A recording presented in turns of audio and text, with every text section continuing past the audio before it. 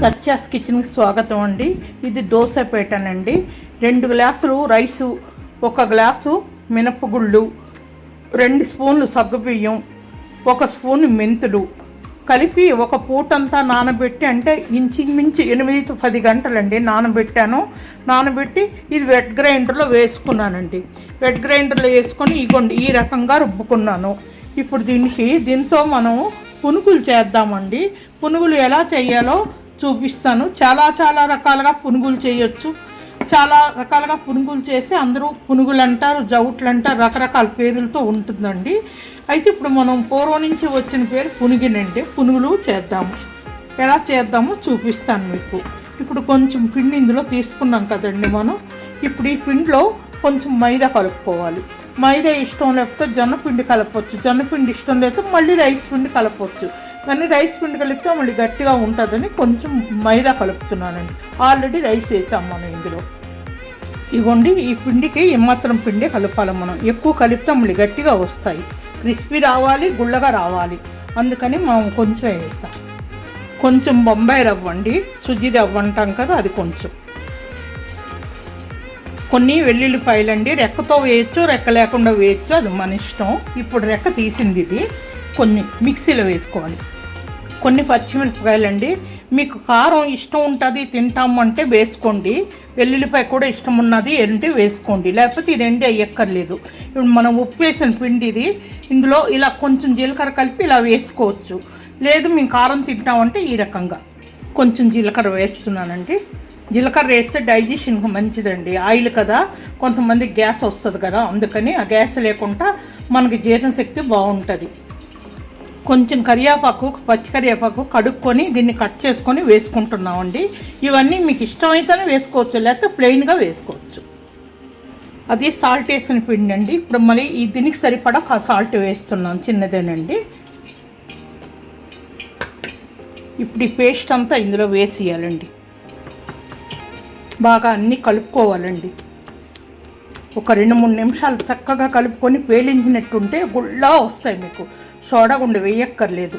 ఒక పూట నానబెట్టి ఒక పూట ఇది మిక్సీ, ఇది వెట్ గ్రైండర్ చేసుకొని ఒక పూట పక్కన పెట్టిందండి. ఇది అంటే చిన్న పులుపు ఉంటుంది. ఈ రకంగా కలుపుకున్నామంటే మనం 2 మినిట్స్ చక్కగా కలుపుకొని నీట్గా అంతా ఉండ లేకుండా కలుపుకున్నాము. ఆయిల్ పెట్టుకున్నాము. ఆయిల్ రాత్రి పూరీ చేశానండి. పూరీ ఆయిల్ కొంచెం ఫ్రెష్ ఆయిల్ వేసాను. ఇప్పుడు ఇది వేపిసాక ఆయిల్ పడేస్తాను అనమాట. ఇవ్వండి మనం కొంచెం వాటర్ కూడా పెట్టుకోవాలి. వాటర్లో ఇలా చేయి ముంచుకొని వేస్తే రౌండ్గా వస్తుంది.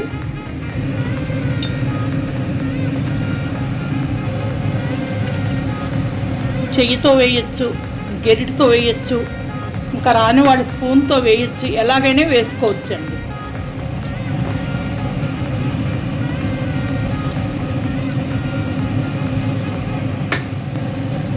కొంచెం ఆయిల్ పెట్టొచ్చండి, ఎక్కువ అక్కర్లేదు. కొంచెం ఆయిల్ పెట్టి కొంచెం వేసుకుంటే ఆయిల్ తక్కువ అవుతుంది, మనకి వేస్టేజ్ ఎక్కువ అవ్వకుండా ఉంటుంది.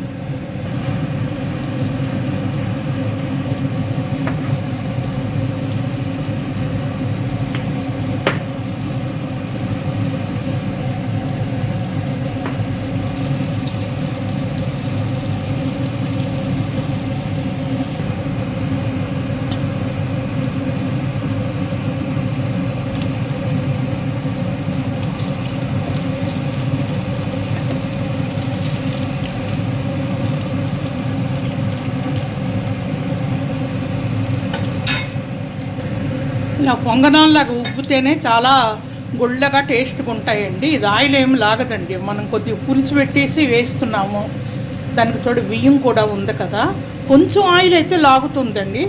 వడకి వీటికి కొంచెం ఆయిల్ పదార్థాలు కొన్ని ఉంటాయి కదా, వాటికి లాగినంతగా లాగదు.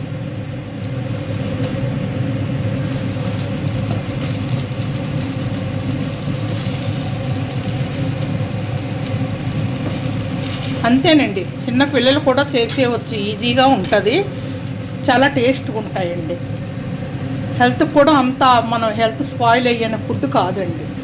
బయటివి ఏమైనా తింటేనే హెల్త్ పాడవుతుంది, కానీ ఇంట్లో మనం ఏం చేసుకున్నా హెల్త్ పాడవదు, మీకు అందరికీ తెలిసిన విషయమే. ఇగోండి ఏ రకంగా ఉన్నాయో చూడండి. ఇగోండి క్రిస్పీగా ఉన్నాయి. లోపల గుళ్ళు ఉన్నది క్రిస్పీగా ఉన్నదండి. చాలా టేస్ట్గా ఉంటాయి, గుళ్ళగా ఉంటాయండి, ఈజీగా అరిగిపోతాయండి. మీరు ఈ రకంగా చేసుకోండి. ఇదిగోండి చప్పుడు వస్తుంది చూడండి, ఇరిగితే మీకు చప్పుడు వినబడుతుంది. అలా అంత గుళ్ళగా ఉన్నాయన్నమాట, క్రిస్పీగా ఉన్నాయి. ఈ పునుగులతో అల్లం చట్నీ చేశానండి. ఇది నువ్వులు, కొబ్బరి, ఉసిరికాయలు, ఎండు ఉసిరికాయలు సంవత్సరం అంతా ఎండబెట్టినవి, సంవత్సరం అంతా నిలవ పెట్టుకునేవండి. ఆ పచ్చడి ఇది, ఆ ఉసిరికాయ పచ్చడి అన్నమాట. ఇది కాకుండా ఏ పచ్చడైనా ఎనీ పచ్చడితో నంచుకోవచ్చు. పల్లి పచ్చడి బాగుంటుంది, అల్లం పచ్చడి కూడా బాగుంటుంది, ఏ పచ్చడైనా బాగుంటుందండి. అసలు పచ్చడి లేకుండా తినొచ్చండి. వేడి వేడి క్రిస్పీ పునుగులు రెడీ అయిపోయండి. చాలా టేస్టీ క్రిస్పీ పునుగులు, టేస్టీ పునుగులు, హెల్తీ కూడా ఉంటుంది. మీరు చేసుకోండి ఈ రకంగా. సబ్స్క్రైబ్ చేయండి, చేయని వాళ్ళైతే లైక్ కొట్టండి. థ్యాంక్స్ అండి.